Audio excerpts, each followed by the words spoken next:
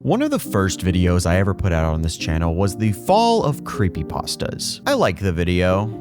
It's okay, but honestly, I'm pretty disappointed in myself for not digging deeper into this subject. Each one of those creepypastas deserved a lot more time and respect. And out of all of them, I feel like I failed Ben Drown the most. That story deserves so much more, and one day I will make a full video about it. But right now, I want to talk about the third creepypasta I mentioned in that video, Sonic.exe. Sonic.exe has such an interesting and unbelievably convoluted backstory. I'm not just talking about the original story, I'm talking about everything surrounding it. The sequels, the reboots, the controversies, the drama, and the hundreds of fan games. They all orbit this one god-awful creepypasta. Somehow Sonic.exe has outlived every single creepypasta ever made. If you look at Google Trends, every single creepypasta follows the exact same pattern. They have a massive spike in the early 2010s and then slowly drift into relevance. But not Sonic.exe. For some reason, both the creepypasta and the character are still being searched, and have only gotten more popular over time. The story and its fan base refuse to die. Looking deeper into it, seems like there is something that happened in 2021 that somehow skyrocketed this story into the mainstream again, and I think you know what that is. So to start this video, I think it's best we go back to where it all started. Let's read the original creepypasta. Let's read Sonic.exe. I'm a total Sonic the Hedgehog fan, much like everybody else. I like the newer games, but I don't mind the classics. I don't think I've ever played glitchy or hacked games before, though I don't think I want to play any after the experience I had. It started on a nice summer afternoon. I was playing Sonic Unleashed. I like how you get to explore the towns in it. Until I noticed out of my peripheral vision that the mailman had arrived and put something in my mailbox, as usual, and left. I paused my game to go see what I got in the mail. The only thing in the mailbox was some CD case and a note. I took it inside. I looked at the note and realized it was from my dear friend Kyle, let's just call him that, whom I hadn't heard from in 2 weeks. I know that because I recognize his handwriting, though it was weird how it looked. It looked badly written and scratchy and somewhat difficult to read, as if Kyle was having a hard time writing it down and did it in a hurry. This is what he wrote. Tom, I can't take it anymore. I had to get rid of this thing somehow before it was too late, and I was hoping you'd do it for me. I can't do it. He's after me. And if you don't destroy this CD, he'll come after you too. He's too fast for me. Please, Tom, destroy this godforsaken disc before he comes after you too. It's too late for me. Destroy the disc, and you'll destroy him. But do it quickly, otherwise he'll catch you. Don't even play the game. It's what he wants. Just destroy it. Please, Kyle. Well, that certainly was weird. I went up to my room and turned on my computer and put the disc in to install the game. When the title screen popped up, I noticed it was the first Sonic game, and I was like, awesome! Because, like I said earlier, I liked the classics. The first thing I noticed was out of place is when I pressed start, there was a split second when I saw the title image turn into something much different. Something I now consider horrifying before cutting to black. I remember what the image looked like in that split second before the game cut to black. The sky had darkened, the title was emblemed, was rusty and ruined, and the Sega 1991 was now instead Sega 666. The water had turned red, like blood, except it looked hyper-realistic. But the freakiest thing in that split-second frame was Sonic. His eyes were pitch black and bleeding with two glowing red dots staring right at me, and his smile had stretched wider to the edge of his face. I was rather disturbed about the image when I saw it, though I figured it was just a glitch and forgot about it. After cutting to black, it stayed on that for about 10 seconds or so. Then another weird thing happened. The save file select from Sonic the Hedgehog 3 popped up, and I was like, what the fuck? What's this doing in the first Sonic game? Anyway, then I noticed something off. The background was a dark, cloudy sky of the bad Stardust Speedway level from Sonic CD, and there were only 3 save files. The music was that creepy Caverns of Winter music from Earthbound. What freaked me out more was the character select. It showed Tails, Knuckles, and surprise, Dr. Robotnik. Now I was sure something was up. I mean, how can you play as Robotnik in a classic Sonic game, for crying out loud? That's when I realized this wasn't a glitchy game. It was a hacked game. Yeah, it definitely looked hacked. It was really creepy, but I was a smart gamer. The image showed a hyper-realistic Sonic standing in the darkness where you could only see his face while his head and torso faded into black. And then when I say hyper-realistic, I mean it looked real, like you could actually see the lines in blue fur. As if you could actually feel the fur when you touch the screen. His face Oh god, it had the most horrifying smile I've ever seen. And that's saying something considering I saw the image at the start of the game. His eyes are wide and black and once again crying blood, which also looked hyper realistic.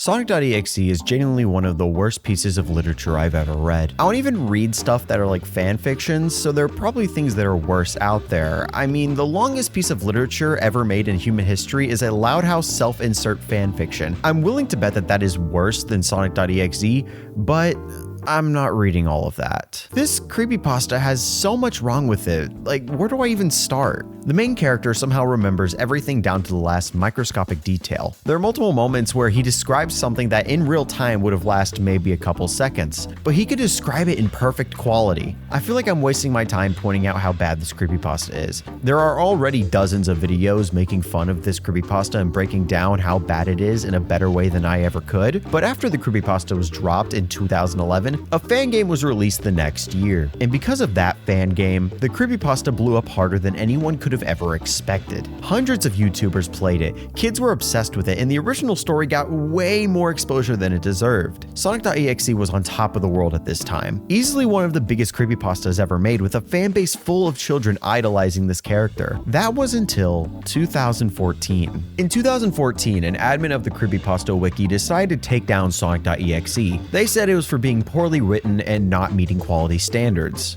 which is true. After a failed appeal, the author decided it would be the best course of action to vent all of his frustrations publicly, and he did it in a spectacular fashion.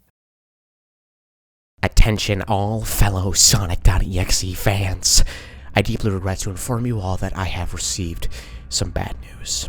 The admins of the creepypasta wiki have finally decided to delete Sonic.exe off of the wiki, on the grounds that it was badly written and had too many cliches and was a bad example of what should be a creepypasta.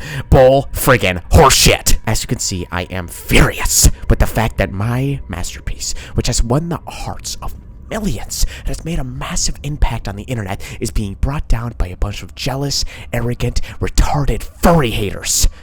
But that does not mean I am just gonna sit down and take this lightly. Nope. They have been messing with the bull, and now they've called out the horns. Listen, everyone, I need your help with this. We are at war here. I want every Sonic.exe fan who's reading this to get the word out. I want you to tell every other Sonic.exe fan out there, every fanatic, every artist, every follower of my creation about this.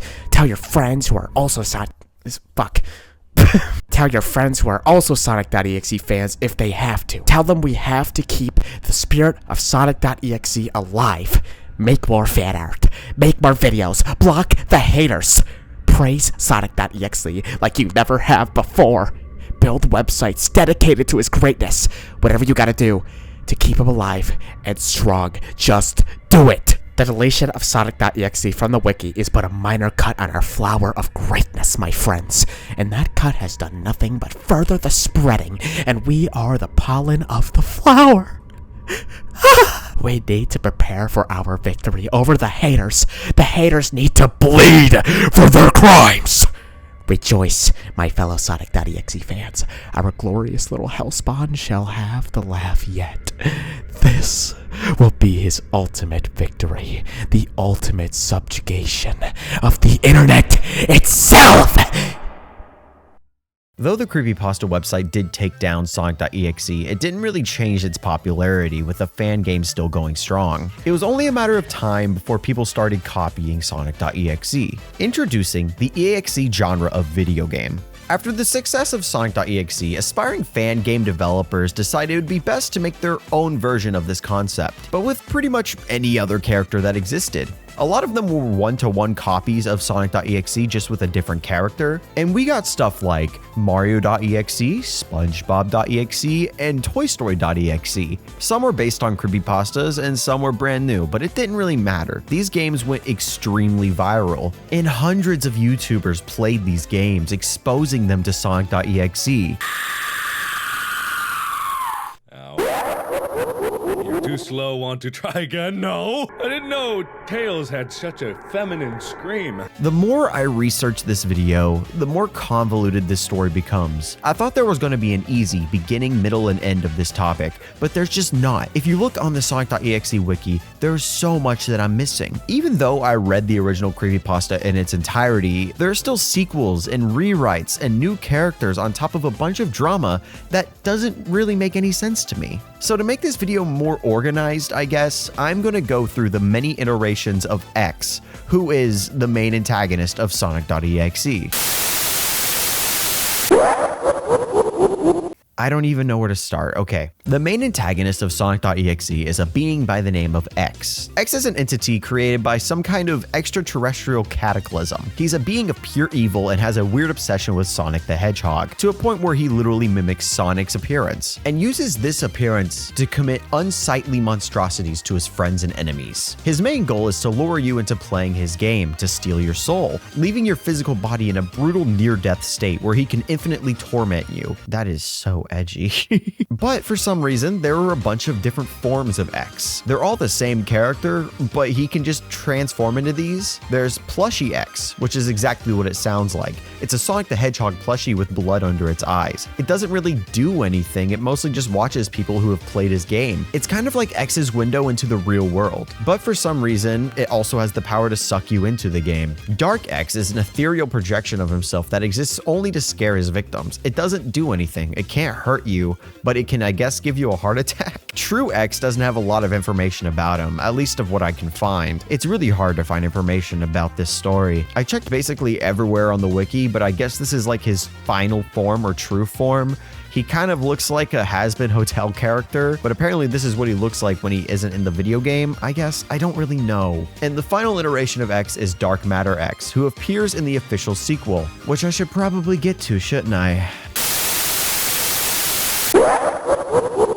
2 years after the original creepypasta was written, the author, who is a guy that goes by the name of JC the Hyena, decided to write a sequel. I've never read anything about this sequel. Maybe I've seen a fan game about it, but honestly, I know basically nothing. Because this is written before the original creepypasta got banned, my entire timeline is fucked up now, but it's too late. Let's just get this over with. This creepypasta might actually be worse than the original. I'm not even joking. It is so fucking long and boring. There's nothing interesting about this story whatsoever. The whole story is from the perspective of a police chief reading the diary of an investigator by the name of Derek Green, who was assigned to the Sonic.exe murders. This whole story is incredibly nonsensical and cliche. There are multiple times when the narrator will bring up that people who are the victims of this murderer are actually in a death-like state and they're not actually dead. But then 3 paragraphs later, the narrator will mess up and then say that the victims were killed instead of put into this comatose state. There are so many things wrong with this story, and I don't even know where to start.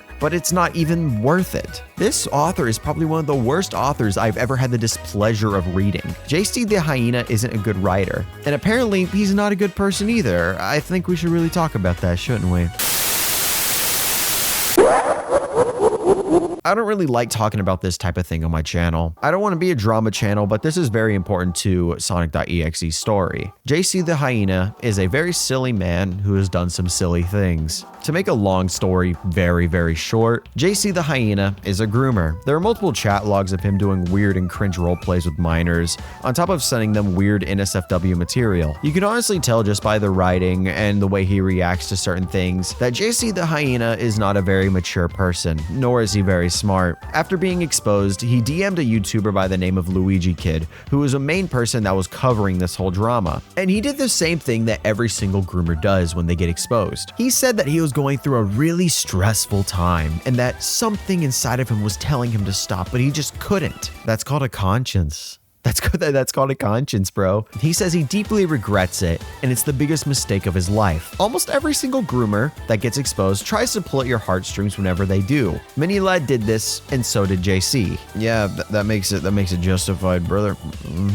That makes it justified. The entire time JC was talking to this kid, he knew he was talking to a 14-year-old boy, so any excuse that he was trying to use is completely thrown out the window when you realize he was erotically role-playing with a child, knowing this was a child. This wasn't a pyrocynical situation where he didn't know the kid's age. He knew the entire time. Dude, Dude, you can't say that. You can't say that. What's wrong with you? A lot of comments under this video are weirdly positive. A lot of people fell for the same trick that every single pedophile pulls when they get exposed. Usually no one ever falls for it, but for some reason, these people did. Though I believe a lot of people would have eventually forgiven JC the Hyena in some way, shape, or form. After these allegations, he decided to hand over the rights of Sonic.exe. It bounced around a couple people, but it eventually landed on 3 creators: Joe Doughboy, Al Pie, and Shay. They've continued the story of Sonic.exe, doing multiple rewrites and changing the canon, which I guess this story is a little better,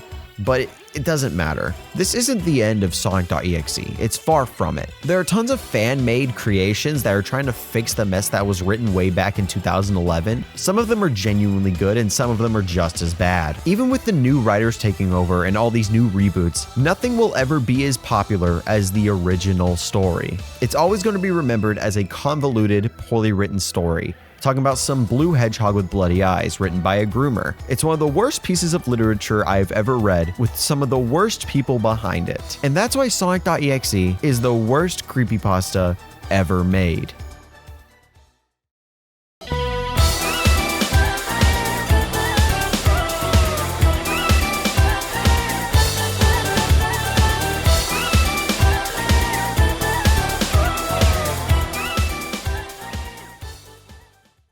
That's why I'm so sick of these bitches. How many times you around, you won't think something that's lying?